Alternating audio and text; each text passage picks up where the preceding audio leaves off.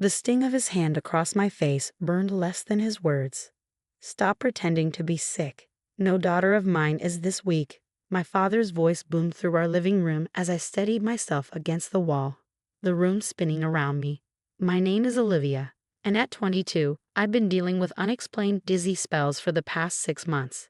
They would hit without warning, during dinner, at work, even while sleeping. The world would start spinning, and I feel like I was falling through space, desperate to grab onto something solid. But in my father's eyes, this was just another attempt to get attention, to avoid responsibilities, to embarrass him. "Dad, please," I whispered, my vision blurring as another wave of dizziness hit. "Something's really wrong. I need to see a specialist." "The only thing wrong here is your attitude." He grabbed my shoulders, forcing me to look at him. "First you quit your job at the firm, then you start with these dizzy spells. I didn't raise you to be this pathetic." My mother stood in the corner, wringing her hands but saying nothing. She never did when Dad got like this. My younger sister Amy watched from the stairs, her face a mixture of pity and embarrassment. The room tilted again, and I felt my knees buckle. As I reached for the wall to steady myself, my father's hand struck my face again, harder this time. "Get up," he demanded. "Stop this nonsense right now." But I couldn't. The world was spinning too fast, and darkness was creeping in at the edges of my vision. The last thing I heard before everything went black was Amy's scream. I woke up in the emergency room, the harsh fluorescent lights making my head pound. Amy sat beside my bed, her eyes red from crying. "You had a seizure," she said quietly. "Dad, he didn't know what to do. He just stood there while Mom called 911. The ER doctor ordered a series of tests, including an MRI. When she mentioned the word tumor, I saw my father's face go pale for the first time in my life. But he quickly composed himself, insisting it was probably just stress or anxiety. "She's always been dramatic," he told the doctor, not even looking at me. "Gets it from her mother's side." The doctor's expression remained neutral, but her eyes were kind as she looked at me. "We'll know more after the scan," she said firmly. "This isn't something we should dismiss." As they wheeled me away for the MRI, I caught a glimpse of my father in the waiting room. He sat rigidly in his chair, staring straight ahead, his jaw clenched. This wasn't part of his plan for me. In his world, success meant working at his law firm, marrying the right person, maintaining the family image. Illness didn't fit into that picture. The MRI machine hummed and clicked around me as I lay perfectly still, tears sliding silently down my temples. I thought about all the times I tried to tell him something was wrong. The morning meetings I'd missed because I couldn't stand without falling. The dinners where I'd grip the table until my knuckles turned white, trying to keep the room from spinning. Each time, his response had been the same: accusations of weakness, demands to toughen up, and lately physical punishment. He'd shaped his expectations of me like iron bars, and when I couldn't meet them, he decided force was the answer. After the scan, I was returned to my room to wait for the results. Amy held my hand while her parents sat on opposite sides of the room, Mom fidgeting nervously, Dad still maintaining his stoic facade. When the doctor returned, her expression made my heart sink. She held up several images of my brain, pointing to a mass that shouldn't have been there. "It's called an acoustic neuroma," she explained. "A benign tumor that's pressing on your vestibular nerve. It's affecting your balance, causing the dizzy spells, and based on these images, it's been growing for some time." The silence in the room was deafening. I looked at my father, who had gone completely still, his face ashen. The iron facade was cracking, revealing something I'd never seen before: fear. "This," he started, his voice barely a whisper, "this is real." The doctor's voice was firm. "Very real and potentially dangerous if left untreated. Your daughter wasn't faking anything, Mr. Walker. She needs surgery, and soon." I watched as the truth hit him like a physical blow. Every accusation, every harsh word, every slap, all came crashing down on him at once. He looked at me, really looked at me, for what felt like the first time in months. The doctor continued explaining the treatment plan, but I barely heard her. I was focused on my father, who had sunk into his chair, his head in his hands. The man who had never shown weakness, who had demanded perfection, who had dismissed my pain as dramatics, was crumbling before my eyes.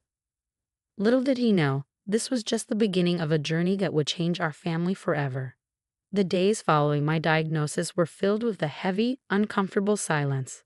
My father, the man who always had something to say, who ruled our house with iron authority, could barely look at me. The bruise from his slap had faded, but the memory remained sharp and clear. The surgery was scheduled for 2 weeks out. As I sat in various pre-op appointments, my mother hovered nervously while my father stood in corners, a shadow of his former self. The confident lawyer who could command any room was gone, replaced by someone I didn't recognize. One evening, as I sat on our back porch trying to manage another wave of dizziness, Amy brought me some tea and sat beside me. "Dad's been crying," she whispered, as if sharing a state secret. "I heard him in his study last night. He was looking at your old photos from when we were kids." I didn't know how to respond to that. The idea of my father crying seemed as impossible as the sun rising in the west. This was the man who told me tears were a sign of weakness, who'd made me run laps around the house when I cried after falling off my bike at age 8. The next morning, I found a stack of papers on my bedside table. Printouts about acoustic neuromas, treatment options, recovery statistics.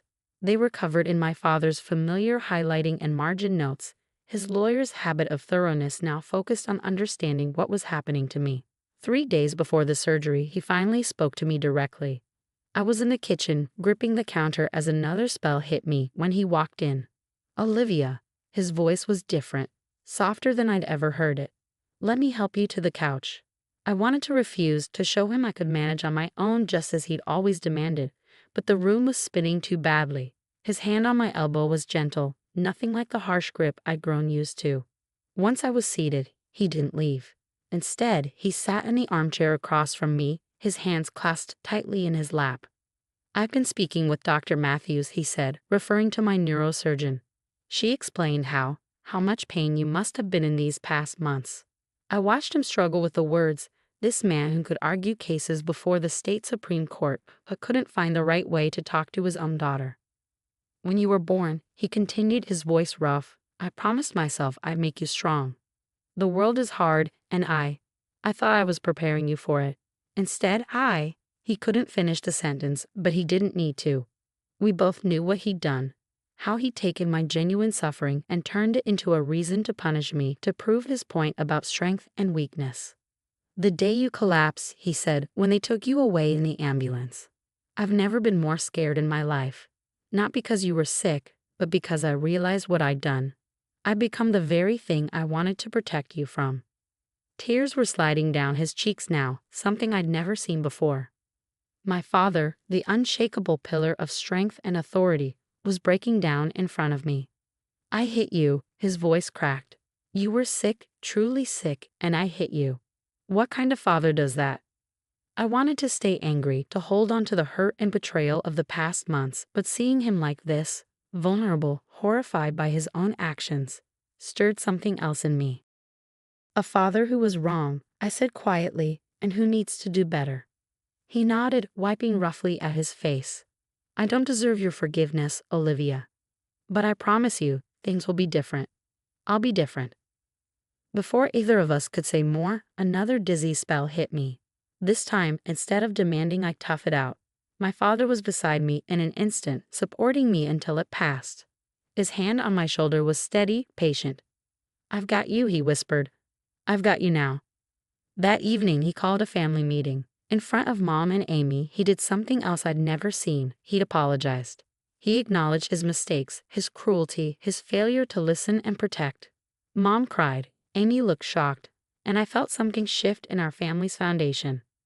As I went to bed that night, still processing everything that had happened, I realized that sometimes it takes a crisis to break down the walls we build around ourselves. My father's iron exterior had finally cracked, revealing something I'd never seen before. A chance for change, for healing, for a different kind of strength. Tomorrow, we would begin preparing for my surgery. But tonight, for the first time in months, I wasn't facing my fears alone. The morning of my surgery arrived with a pale dawn. As the nurses prepared me for the operation, my father never left my side. His hand gripped mine, not with the harsh pressure I'd known before, but with a gentle steadiness that spoke of his fear and regret. "We'll be right here when you wake up," he promised as they wheeled me toward the operating room. The last thing I saw before the anesthesia took hold was his face, stripped of all its usual stern authority, showing nothing but love and worry. The surgery took 6 hours. Later, Amy told me how her father had paced the waiting room the entire time, stopping only when Mom insisted he eat something. Every time the operating room doors opened, he'd freeze, waiting for news. When Dr. Matthews finally emerged to tell them the surgery was successful, my father, the man who built his reputation on always being in control, broke down completely. Right there in the waiting room, in front of strangers, he sobbed with relief. Recovery was a long road. The first few days were a blur of pain medication and disorientation. But through it all, I noticed the change in my father. He took 3 weeks off work, something unprecedented in his 30-year career. He learned from the nurses how to help me sit up, how to manage my medication schedule, how to assist with the exercises that would help me regain my balance. One afternoon, about a week after I'd returned home, I overheard him on the phone with his law partner. "No, I won't be in this week either," he said firmly. "My daughter needs me. The firm will survive without me. Yes, I realize the Anderson case is important, but not as important as this. Transfer it to Mitchell if you need to." The man who had once prioritized work over everything, who had sent me to school with a fever because walkers don't take sick days, was choosing me over his precious firm. The dizzy spells gradually decreased as I healed, but my father's attentiveness didn't. He kept a detailed log of my recovery, celebrated every small victory, and never once suggested I was being dramatic or weak when I needed to rest. 1 month after the surgery, during a follow-up appointment, Dr. Matthews showed us the new scan. The tumor was gone, and my brain was healing well. As she pointed out the changes on the images, I felt my father's hand tighten around mine. "I have to say," Dr. Matthews added, looking at my father, "I've seen a remarkable change in your family dynamic since our first meeting. Sometimes illness can be a harsh teacher, but it seems you've learned its lessons well." That evening, as we sat on the back porch, my new favorite spot for our daily talks, my father turned to me with serious eyes. "I've been thinking about the firm," he said, "about how I spent my life chasing success, pushing everyone around me to do the same. I think it's time for a change." He explained his plan to step back from full-time work, to train younger partners to take over more cases. "Life's too short to miss what's really important," he said. I almost learned that too late. 6 months after the surgery, our family gathered for dinner to celebrate my full recovery. The dizzy spells were gone, and I'd started a new job, not at my father's firm, but at a nonprofit arts organization. To everyone's surprise, he was my biggest supporter in this decision. To Olivia, he raised his glass, his voice thick with emotion, who taught me that true strength isn't about never showing weakness, but about having the courage to face our challenges and accept help when we need it. Looking around the table, I saw how much had changed. Mom was smiling more freely, no longer walking on eggshells. Amy was openly sharing her opinions, something she'd never dared do before. And my father, the man whose approval I'd spent my whole life chasing, was finally someone I could talk to, laugh with, and lean on. And to second chances, I added, raising my own glass. Because sometimes the worst moments in our lives can lead us to better ones. The tumor that had caused so much pain had also broken down walls we'd lived behind for years. My father's slap, that moment of cruelty born from ignorance and pride, had become the catalyst for profound change. As we finished our dinner, I watched my father laugh at one of Amy's jokes, his face relaxed and genuine. The Iron Man was gone, replaced by someone more human, more real, and infinitely more lovable. Sometimes healing comes in unexpected ways, and the lessons we learn through pain can lead to the greatest growth. Our family story wasn't just about a medical crisis, it was about breaking down old patterns, finding new ways to love each other, and discovering that true strength often looks very different from what we imagine. The morning started like any other, with excruciating pain shooting through my body and my father's voice booming through the door. "Sophia, get up now. You're not missing another day of college." I was 19, and for the past 3 months, my body had been betraying me in ways I couldn't explain. The pain would start in my lower back, spreading like wildfire through my limbs until even breathing hurt. But in our house, pain was just another excuse for weakness. I said, "Get up." The door flew open, and my father, James Mitchell, stood there in his crisp business suit, his face already reddening with anger. As a prominent business executive, Image was everything to him, and having a lazy daughter didn't fit his perfect family narrative. "Dad, please," I whispered, trying to sit up despite the stabbing sensation in my spine. "Something's really wrong. I need to see a doctor." His laugh was cold, cutting through the air like ice. "A doctor? For what?" "So you can waste more of our money proving there's nothing wrong with you." The last 3 doctors found nothing. He was right about that part. 3 different physicians had run basic tests, finding nothing obvious, but none had done the extensive testing I'd been begging for. Each time, my father's imposing presence and insistence that I was acting out had swayed them toward his view. My mother peeked into the room, her face lined with worry but her voice silent. She'd stopped defending me weeks ago after Dad threatened to cut off my college funding if she enabled my behavior. "Get dressed," Dad ordered, yanking my blanket away. "You have 10 minutes." The simple act of standing sent waves of agony through my body. I grabbed my dresser for support, but my legs buckled beneath me. Instead of helping me up, my father stood over me, his face contorted with rage. Enough of this performance. His hand struck my face with enough force to snap my head to the side. "I've had it with your attention-seeking games." "James," my mother finally spoke up, rushing to my side. "She's in pain." "Pain?" he scoffed. "She's manipulating us, Claire, just like her aunt did before she ran off with that artist. It runs in your family, this dramatic behavior, this need for attention." The mention of my Aunt Sarah, Mom's sister who'd escaped our toxic family dynamic years ago, made something snap inside me. Through tears and gasping breaths, I looked up at him. "If you're so sure I'm faking, take me to the hospital right now. Let them do an MRI. If they find nothing, I'll never complain again." I saw the challenge register in his eyes. My father never backed down from a challenge. It was one of the traits that had made him so successful in business. "Fine," he spat. "We'll end this charade today. Claire, call the hospital and tell them we're coming. When they find nothing, Sophia, you're going to apologize to everyone you've inconvenienced with this nonsense." The drive to the hospital was silent except for my muffled whimpers every time we hit a bump.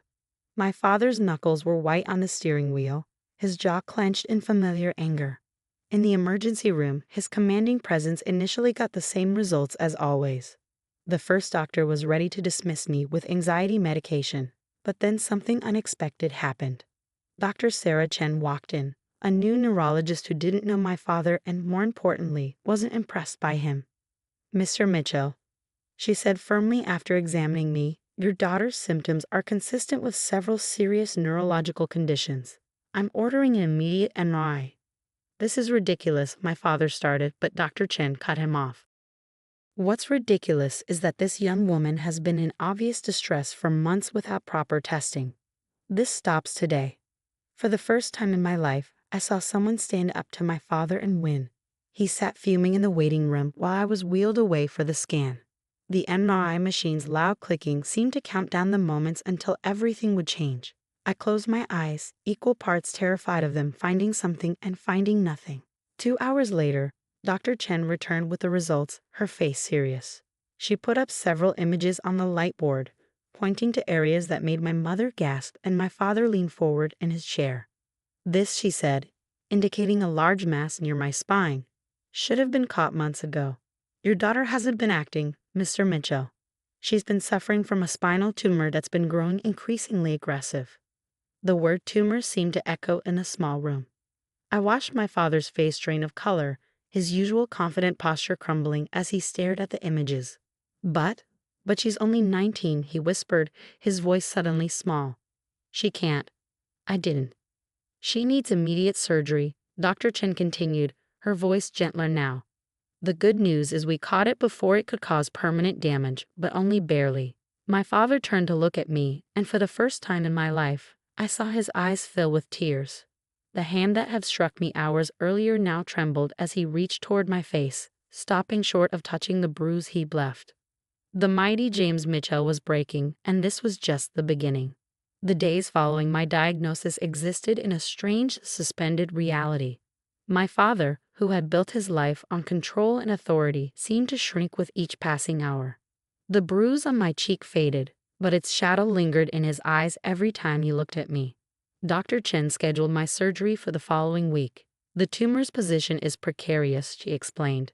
We need to act fast, but the procedure carries risks. There's a chance of paralysis if anything goes wrong. I watched my father during these meetings. The man who once dominated every room now sat silent, taking frantic notes with shaking hands. During one consultation, when Dr. Chen mentioned possible complications, he actually excused himself. My mother found him vomiting in the bathroom. The night before my surgery, I couldn't sleep. The pain was constant now, but it wasn't what kept me awake. From down the hall, I heard sounds I'd never heard before, my father crying. I did this, his voice carried through the thin walls. I made it worse, Claire. Our baby was suffering, and I hit her. What kind of monster am I? My mother's response was too quiet to hear, but the sound of my father's breakdown continued. The man who had never shown weakness, who had taught me that tears were for the feeble, was sobbing uncontrollably. Using the wall for support, I made my way to their door. It was cracked open, and through it, I saw my father on his knees, his head in my mother's lap as she stroked his hair. I keep seeing her face, he choked out. Every time she fell, every time she begged for help, I punished her. I called her weak. I struck my sick child. Before I could move away, he looked up and saw me. For a moment, we just stared at each other. Me, leaning against the doorframe in pain, and him, kneeling on the floor with tears streaming down his face. Sophia, he whispered, my name sounding like a prayer and a plea. I wanted to turn away, to hold onto my anger, but something in his broken expression made me stay. He stood slowly, approaching me like I might shatter. I don't know how to fix this, he admitted, his voice raw. I don't know if it can be fixed. The pain hit again, making me gasp and stumble. Instead of demanding I straighten up or accusing me of exaggeration, my father gently caught me, helping me to sit on their bed. Remember when I was 7, I said through gritted teeth, and I fell off my bike? You made me get back on immediately, said pain was just weakness leaving the body. He flinched at the memory. I was wrong. God, I was wrong about so many things. You taught me that showing pain meant I was failing you. I continued. So when this started, I tried so hard to hide it. Maybe if I'd spoken up sooner. No, he cut me off firmly. Don't you dare blame yourself. This is on me. All of it. He knelt in front of me, his hands hovering uncertainly near mine. I was so focused on making you strong, I became your greatest weakness. My mother sat beside me, wrapping an arm around my shoulders. For the first time in months, I let myself lean into her comfort. I'm scared, I admitted, something I would never have dared say before. Me too, my father whispered, and those 2 words represented the biggest change of all. James Mitchell, admitting fear, admitting weakness, admitting he was wrong. He reached up slowly, his fingers ghosting over the faded bruise on my cheek. When you get through this, not if, but when, things will be different. I will be different. How can I believe that? I asked, the question holding years of doubt. Because I've never been more terrified of losing anything in my life, he answered, his voice breaking. Not my company, not my reputation, nothing. You're my daughter, and I almost let my pride blind me to your pain. I don't deserve your forgiveness, but I'm begging for the chance to earn it. Later that night, as I lay in my bed trying to find a position that hurt less, my door creaked open. Instead of the angry demands I was used to, my father entered quietly, carrying a chair. I thought, maybe I could sit with you for a while. He asked uncertainly. When I nodded, he settled in beside my bed. Try to rest. I'll be right here. As I drifted between sleep and pain, I heard him speaking softly. I remember the day you were born, he said, probably thinking I was asleep. You were so small, so perfect. I promised I'd protect you from everything. Instead, I became something you needed protection from. Please, God, give me the chance to make this right. Morning would bring the surgery and all its uncertainties. But that night, watching my father maintain his vigil, I saw the first real sign that sometimes the hardest tumors to remove aren't the ones that show up on an MRI. The morning of my surgery, I woke to find my father still in the chair beside my bed, his suit wrinkled from the night watch. For the first time in my life, he hadn't shaved or meticulously styled his hair. The mighty executive who once fired an employee for wearing the wrong shade of blue looked completely undone. As the nurses prepped me for surgery, he stayed close, his eyes tracking every movement, every wince of pain on my face. When Dr. Chen arrived to explain the procedure one final time, He asked questions in a voice I'd never heard before. Humble, almost pleading. "Please," he said as they prepared to wheel me away, "she's my little girl." Those words, so simple, yet he'd never said them before. I'd always been his legacy, his successor, but never just his little girl. The last thing I saw before the anesthesia took hold was my father pressing his hand against the viewing window, tears streaming down his face. I learned later that during the 8-hour surgery, my father never moved from the waiting room. My mother tried to make him eat, but he couldn't. His assistant called about an emergency board meeting. He told her to give his position to someone else. "My daughter is in surgery," he'd said. "The company can burn to the ground for all I care." When Dr. Chen finally emerged, her face was tired but smiling. "We got it all," she announced. "The tumor's gone, and there's no sign of paralysis." My father, the man who prided himself on perfect composure, fell to his knees right there in the waiting room. His sobs echoed through the hallway, years of manufactured strength crumbling in an instant. Recovery was slow and painful, but different from before. Every grimace of pain wasn't met with accusations of weakness, but with gentle concern. My father learned from the nurses how to help me walk, how to manage my medication, how to assist with physical therapy exercises. One afternoon, about 2 weeks after the surgery, my physical therapist commented on the change. "Your father's like a different person," she said as we worked on my mobility. "When you first came in, he was intimidating. Now he's the most attentive parent I've seen." She was right. The transformation was stunning. The man who once refused to miss work for my school events now spent hours helping me relearn how to walk. His phone, once surgically attached to his hand, stayed silent in his pocket. A month into my recovery, he came to my room carrying a small box. "I've been going through old things," he said, sitting carefully on the edge of my bed. Inside the box were photographs, hundreds of them, chronicling my childhood. This one, he pulled out a photo of me at age 6, trying to climb a tree. "You fell right after this was taken. Instead of comforting you, I made you climb it again. I thought I was teaching you resilience." His voice cracked. "I was teaching you to ignore your own pain." He showed me picture after picture, each one accompanied by a memory and an apology. The father who had never admitted fault was now acknowledging every mistake, every moment he chose in pride over love. "I'm stepping down as CEO," he announced suddenly, putting the photos away. "The board can find someone else to run things." "Dad, you don't have to." "Yes, I do," he interrupted gently. "I've spent your whole life choosing that company over you. Never again." 3 months after the surgery, Dr. Chen declared me tumor-free. The scars were healing and my strength was returning. But the biggest change wasn't physical. It was in the way our family operated. My father attended therapy, both alone and with me. He learned to talk about feelings instead of suppressing them, to show vulnerability instead of demanding perfection. The man who once ruled through fear now asked for family game nights and Sunday dinners. 6 months to the day after my diagnosis, he organized a family dinner. As we sat around the table, me now able to sit comfortably, Mom smiling more than I'd ever seen, and Dad in casual clothes instead of his usual suit, he raised his glass. "To second chances," he said, his voice thick with emotion. "And to my daughter, who taught me that true strength isn't about never falling. It's about having the courage to get back up and the wisdom to help others when they fall." Looking at him now, it was hard to believe this was the same man who had once slapped me for showing weakness. The tumor that had threatened my life had also broken down walls we lived behind for years, revealing a father I never knew existed. "And to healing," I added, raising my own glass. "All kinds of healing." His eyes met mine, and in them I saw not the stern executive or the demanding father, but simply a man who had learned the hardest lesson of his life. That sometimes our greatest strength comes from admitting our greatest mistakes. Sometimes the things that threaten to break us end up breaking down the walls we never knew we needed to tear down. The sting of my father's hand across my face wasn't what hurt the most. It was the look in his eyes, pure rage mixed with disappointment, all directed at me while Amanda stood behind him, playing the perfect victim with tears streaming down her perfectly made-up face.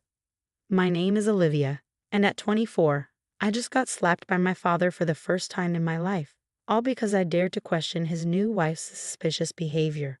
I raised you better than this," Dad spat, his voice trembling with anger. Amanda has done nothing but try to welcome you into our new family, and this is how you repay her. With wild accusations, I touched my cheek, still burning from the impact, and looked past him to Amanda. Her tears had miraculously stopped, and for a split second, I caught the smirk playing at the corners of her mouth. At 35, she was closer to my age than my father's 52 years, and she'd spent the last 6 months systematically dismantling every memory of my mother from our home. "Dad, please," I tried again, keeping my voice steady. "Just check the security footage. Mom's jewelry is missing, and I saw." "Enough," he roared. "Amanda already told me she saw you moving things out last week. If anyone took your mother's jewelry, it was you." The irony of his accusation would have been laughable if it wasn't so painful. I had installed hidden cameras in my room 3 weeks ago, precisely because things had started disappearing. First small items, then larger ones, always things that had belonged to Mom. "Fine," I said quietly, gathering my composure. "I'll leave, but remember this moment, Dad. Remember how quickly you chose her over your own daughter." Amanda stepped forward, placing a manicured hand on my father's arm. "James, darling, maybe we should all calm down. Olivia is clearly struggling with our new family dynamic. Perhaps she needs time." The saccharine sweetness in her voice made my stomach turn. This was her specialty, playing the understanding stepmother while systematically destroying my relationship with my father. I turned and walked out, my laptop clutched tightly to my chest. The same laptop that was receiving live feeds from the cameras in my room. The same cameras that had caught Amanda in the act just hours ago. As I drove away from my childhood home, my phone buzzed repeatedly with texts from my best friend, Kate. "Did you get it all on camera? Are you okay? Come to my place now." Kate had been my voice of reason through this whole nightmare. She was the one who suggested installing the cameras when things first started going missing. "Your dad's blinded by love," she'd said. "You need solid proof." I pulled into her driveway, my hands shaking as I put the car in park. Kate was already at my door, pulling me into a fierce hug. "Your cheek is red," she gasped, pulling back to examine my face. "Did he?" I nodded, the reality of what had happened finally hitting me. The tears I'd been holding back started flowing. "Show me the footage," Kate said, leading me inside. "All of it." We sat at her kitchen table, my laptop open between us. The footage was crystal clear. Amanda entering my room when she thought everyone was asleep, expertly opening my safe. How did she even get the combination? And methodically going through my mother's jewelry box. She took everything. The pearl necklace Mom wore on her wedding day, the diamond earrings that were supposed to be my something old when I got married, even a simple gold locket that contained the last family photo we took before Mom got sick. "Look at her face," Kate pointed at the screen.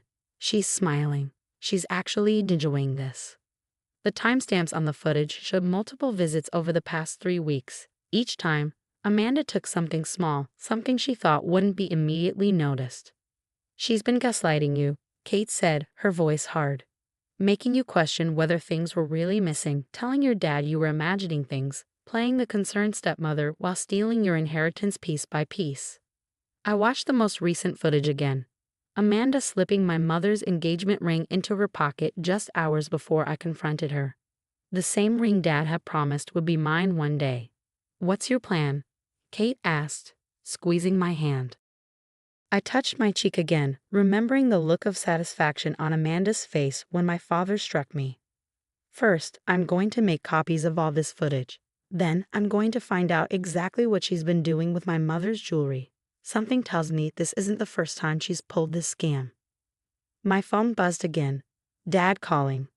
I declined the call and opened my email instead, starting a message to my mother's old private investigator. If Amanda thought she could destroy my relationship with my father and steal my mother's legacy, she was about to learn just how wrong she was. "One more thing," Kate said, pointing to something in the footage we'd almost missed. In the background, while Amanda was going through my safe, there was a reflection in my mirror. She was wearing my mother's wedding ring, the one Dad thought was still locked away in his office safe. I smiled for the first time since the confrontation. "Got you," I whispered, starting to type my email. Amanda's perfect little world was about to crumble, and the best part? She'd never see it coming. The private investigator's report landed in my inbox 3 days later. And what I discovered about Amanda made my blood run cold. This wasn't her first time playing the devoted wife. It wasn't even her first time stealing family heirlooms. 3 marriages in 5 years, I told Kate, scrolling through the detailed report. Each time to wealthy widowers, each time ending with mysterious disappearances of family jewelry and artifacts. She's not just a thief. She's a professional con artist. Kate leaned over my shoulder, reading the screen. Look at this, she used different names each time. Amanda Collins, Miranda Peters, Andrea Williams. Your father married her as Amanda Bennett. The report included statements from her previous stepsons and stepdaughters, all telling eerily similar stories. She would come into their lives, charm their fathers, and slowly begin isolating them from their children. Then, piece by piece, family treasures would start disappearing. But she slipped up this time, I said, pulling up the camera footage on my second screen. None of her previous victims had proof like this. My phone buzzed. Another missed call from Dad. He'd been calling daily since the confrontation, leaving voicemails that ranged from angry demands to tearful pleas. Amanda had convinced him I was having a mental breakdown, struggling to accept their marriage. Have you seen what she's doing with the jewelry? Kate asked, pointing to a section of the report. I nodded grimly. There's a dealer in Miami she works with. He resets the stones, melts down the gold, makes the pieces impossible to trace. According to this, she's got a flight booked there next week. The thought of my mother's jewelry being destroyed made me feel sick. Each piece held memories, Mom teaching me to fasten the pearl necklace, Dad surprising her with the diamond earrings on their 20th anniversary, the locket we filled with photos just months before her diagnosis. We need to move fast, Kate said, her legal training kicking in. She'd just passed the bar exam and was already thinking like a prosecutor. If she gets those pieces to Miami. She won't, I interrupted, pulling up another email. I've already contacted the police. Detective Martinez wants to meet tomorrow. We're bringing everything. The footage, the PI report, statements from her previous victims. My laptop pinged with a new email notification. The subject line made my heart race. Found your mother's jewelry, estate sale listing. The email contained a link to an upcoming estate sale in a wealthy neighborhood across town. There, listed among various antiques and collectibles, were photos of items that looked exactly like my mother's missing pieces, only they were being sold under different descriptions. She's not even waiting to get to Miami, Kate breathed. She's trying to sell them here first. The estate sale is tomorrow, I said, already reaching for my phone. Detective Martinez needs to see this now. As I dialed the detective's number, another call came through. Dad again. This time I answered. Olivia, please, he started, his voice tired. Amanda's worried sick about you. She thinks you need help. Dad, I cut him off. I need you to listen carefully. Tomorrow at 10 a.m., I'm meeting with Detective Martinez at the police station. If you want to know the truth about your wife, be there. Detective? Olivia, what are you doing? Protecting what's left of Mom's memory, I replied. Be there, Dad. See for yourself who you really married. I hung up before he could respond, my hands shaking. Part of me worried he wouldn't come, that Amanda's influence was too strong. But I had to try. What if he doesn't show up? Kate voiced my fears. I looked at the estate sale listing again, at my mother's precious jewelry being marketed as vintage estate pieces. Then he'll learn the truth when Amanda's arrested, I said firmly. Either way, this ends tomorrow. That night, I couldn't sleep. I kept watching the camera footage, but not the parts showing Amanda stealing. Instead, I watched the moments where she slipped my mother's wedding ring onto her finger, admiring it in my mirror. The look of triumph on her face, the casual way she dismissed the sentimental value of everything she touched. It made my cheeks sting again with the memory of Dad's slap. My phone lit up with a text from an unknown number. You should have kept your mouth shut, little girl. Daddy can't protect you now. I showed the message to Kate, who was staying over at my apartment. She's scared, Kate said. She knows we're onto her. Good, I replied, saving the message as more evidence. She should be. Tomorrow couldn't come fast enough. I had the footage, the PI report, the estate sale listing, and now her threatening message. But most importantly, I had the truth, and Amanda's carefully constructed house of cards was about to come crashing down. The police station lobby felt colder than usual as I sat clutching my laptop, Kate beside me, waiting for Detective Martinez. It was 9:55 a.m., and my father hadn't arrived yet. "Miss Parker?" Detective Martinez appeared, a stern-looking woman in her 40s. "Let's go to the conference room. We have some interesting developments." Just then, the lobby doors opened. My father walked in, looking tired and confused. Behind him, my heart stopped, was Amanda, wearing a perfectly composed expression of concern. "What is this about, Olivia?" Amanda asked sweetly, her hand gripping Dad's arm. "We're so worried about your mental state." Detective Martinez interrupted smoothly. "Mrs. Parker, perfect timing. Please all of you follow me." The conference room had a large screen on one wall. Kate squeezed my hand as we took our seats. Dad and Amanda sat opposite us, while Detective Martinez remained standing. "Before we begin," the detective said, "I should inform you that we've already secured the items from the estate sale venue this morning. All pieces matched the descriptions of Mrs. Parker's stolen jewelry." Amanda's composure cracked slightly. "What estate sale? What is she talking about, James?" I connected my laptop to the screen and played the footage. The room fell silent as we watched Amanda enter my room multiple times, systematically stealing each piece of Mom's jewelry. That's been doctored," Amanda stammered, but her face had gone pale. "The footage has been authenticated by our technical team," Detective Martinez stated. "But that's not all." The detective laid out photographs of my mother's jewelry alongside police reports from 3 other states. Each report detailed similar thefts, with witness statements from other families. Miranda Peters, Martinez Reed, Andrea Williams, Amanda Collins. All the same person. All you. My father had gone completely still, his eyes fixed on the screen where Amanda was clearly visible trying on my mother's wedding ring. "James, darling," Amanda started, her voice trembling. "They're trying to turn you against me, just like before." Like before. Dad's voice was barely a whisper. "How many times have you done this?" I played the next piece of footage. Amanda on the phone, speaking to someone about melting down the gold and resetting stones. The timestamp showed it was from just 2 days ago.